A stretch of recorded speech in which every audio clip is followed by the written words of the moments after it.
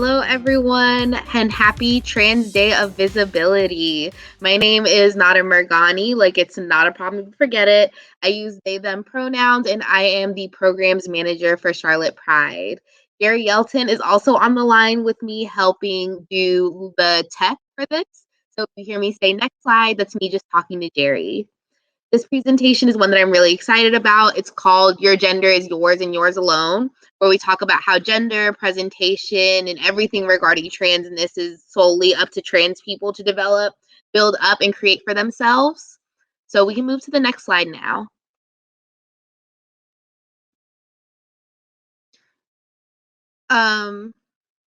So cis people have really arbitrary views of gender that they consistently try to force onto trans folk. And you can really see this through a million and one different things. You can see it through influencer culture, through social media culture, through celebrity culture, through fandom culture, through books, through movies, through social media, and a variety of other things, right?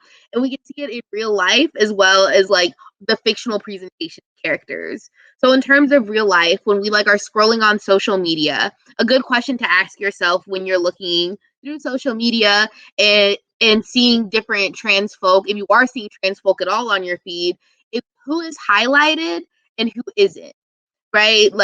And when you do see people who are highlighted, how do they look? Are they white passing? Are they cis passing? Are they really skinny? Are they conventionally attractive? Are the folks who are only getting 5 to 10 likes per post, what do they look like? Why are some people under cis culture and under cis ideology and folks who exist in these spaces that are built by cis folk? Because, social media, for example, is a space that was built by cis folk. Who's being highlighted in these spaces and who isn't is a really important question that we ask ourselves, and that we need to consistently be asking ourselves as we scroll through. And then when it comes to trans characters, when we see trans characters built up in shows that are created by cis folk and movies that are created and books that are created by cis folk, how are they portrayed? What are their personalities like? Is their storyline tragic? Are they treated with humanity and dignity? Are they constantly made to be the butt of a joke? Are they a character that's there to be three-dimensional and to go through these trials and tribulations and ultimately come out stronger on the other side? Or are they the butt of a joke? And we can move to the next slide. So with these really arbitrary forms of gender, GLAAD back in 2010 did some research and found that in movies and televisions, trans characters were cast in a victim role at least 40% of the times, and they were cast as killers or villains in at least 21% of the catalog's episodes or stories.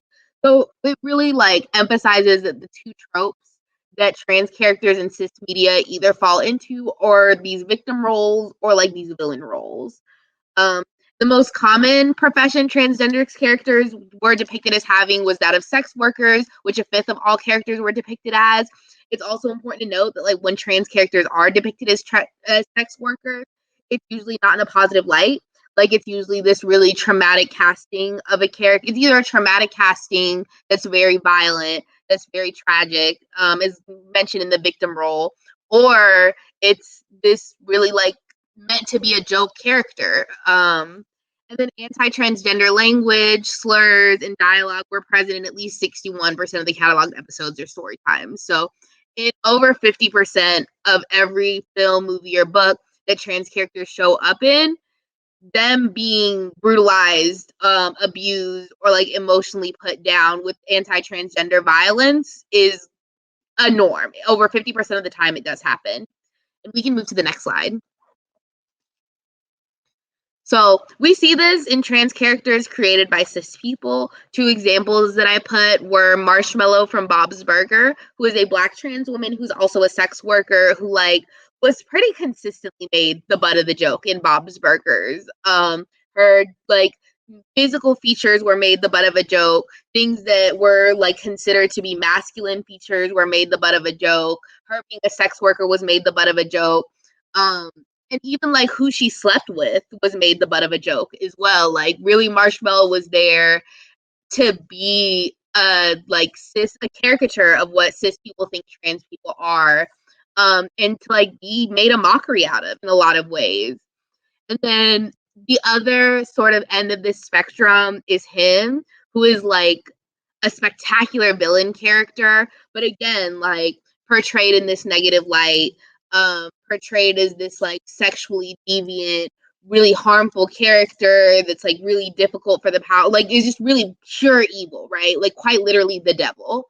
Um, and that's those are some of the tropes that like cis people create for trans folks. This is them showing us like what they think of us and the ways that they see us.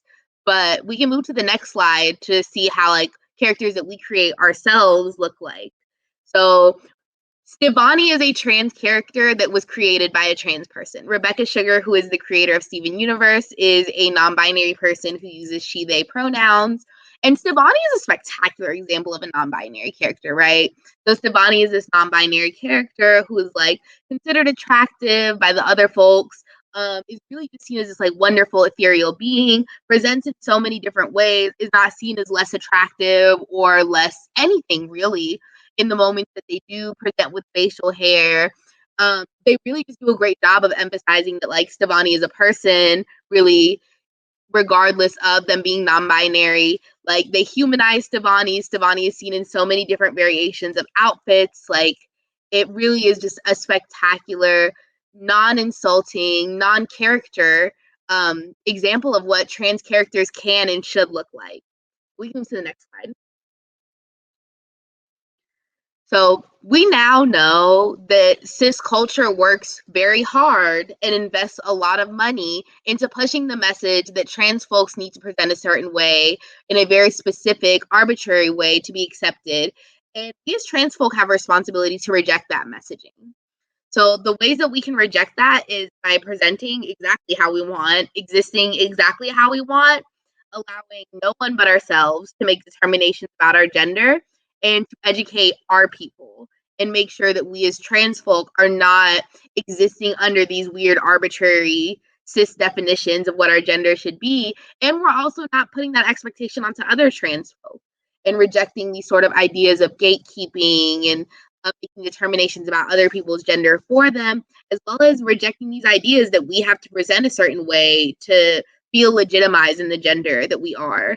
And we can move to the next slide. So these are things that I constantly remind myself that help me when I'm thinking of just how I want to exist as myself while also simultaneously rejecting cis culture that says what trans folks should be and how we should act and what we should wear.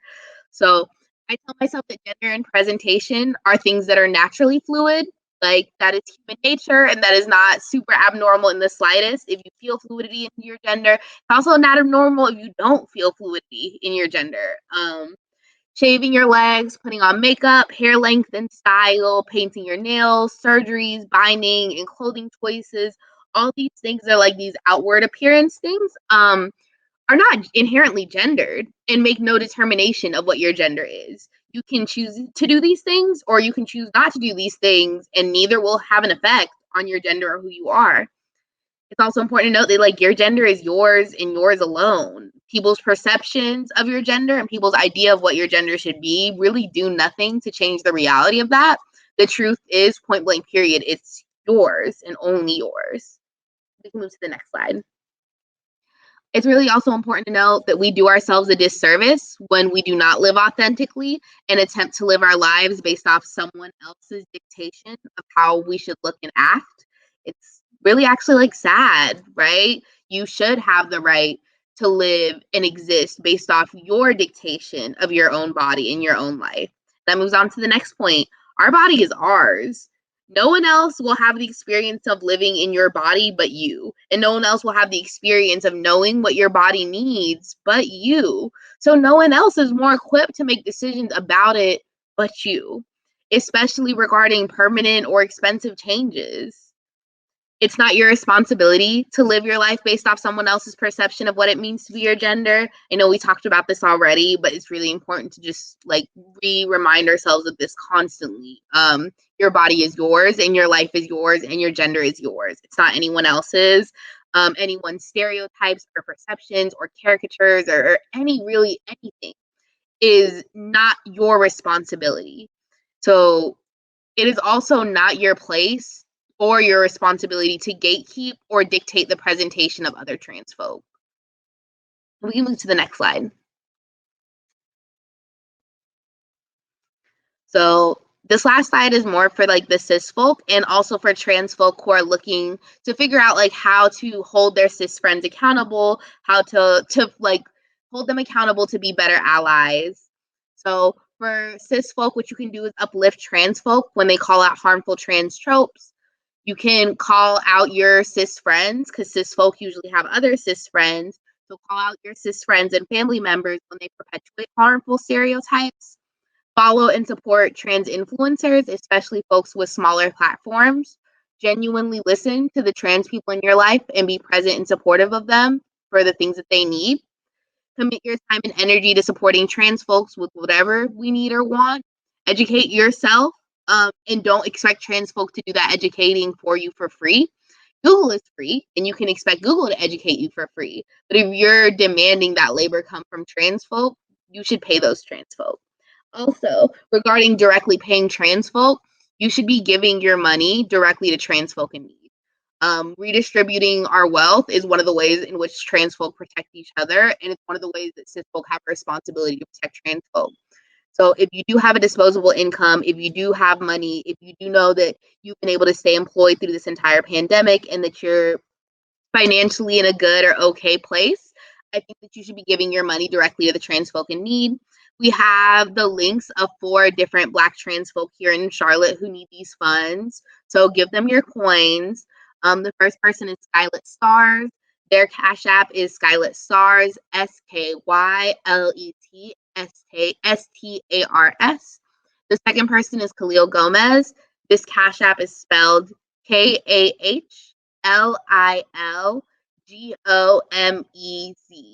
The third person is Activist Rara. Their Cash App is spelled ACTIVISTRAHRAH.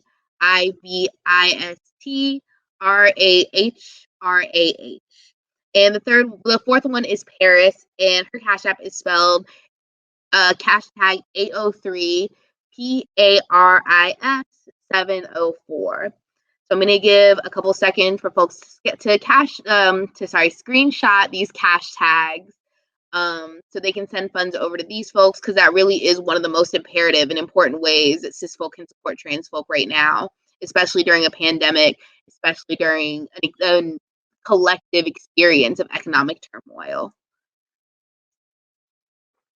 And we are finished. Thank you so much for folks' time and energy. Happy Trans Day of Visibility to the trans folk on this call. Please be visible, be loud, be silent if you want to be silent.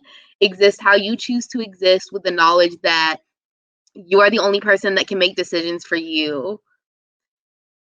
Happy Trans Day of Visibility. Bye, y'all.